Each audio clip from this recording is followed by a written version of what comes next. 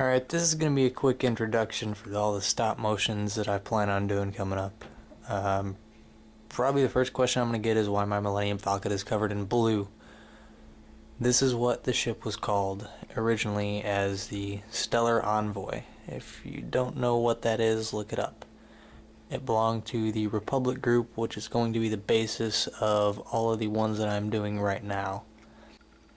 The original scheme of the ship for the Envoy was supposed to be white with the blue highlights. The Falcon comes in gray though, and I was not about to rebuild it ground up just for that. Close enough. I do have several people inside.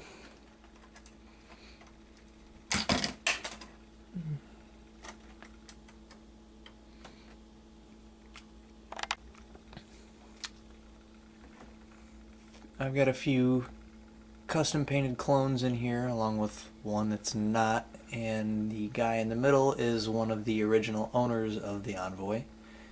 The other one is up here in the cockpit. They will be named later. I'm not going to get into that yet. You'll find out as soon as I start the series. I'm just trying to create a little bit of interest in people by throwing this up early. This guy here was not actually a Star Wars character. He's kind of my own custom guy I'm throwing in there just as a whole thing of doing this. And obviously his own astromech droid.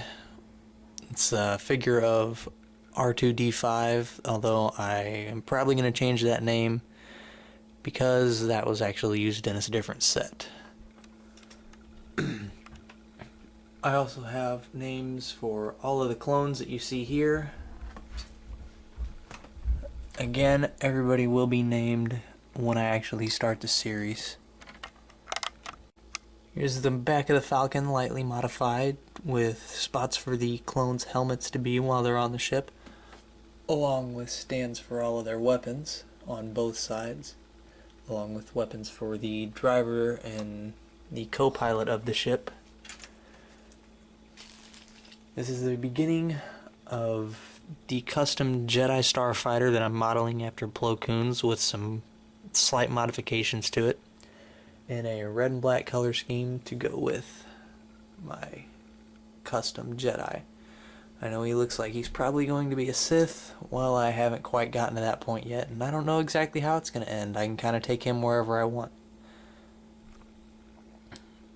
If any of you have looked up the Republic group by now, you probably know that, well, the clones were loyal to Palpatine, and the Republic group was kind of anti-Palpatine, which was fine. I will explain why these clones specifically, are not loyal to Palpatine, and instead they answer to this guy.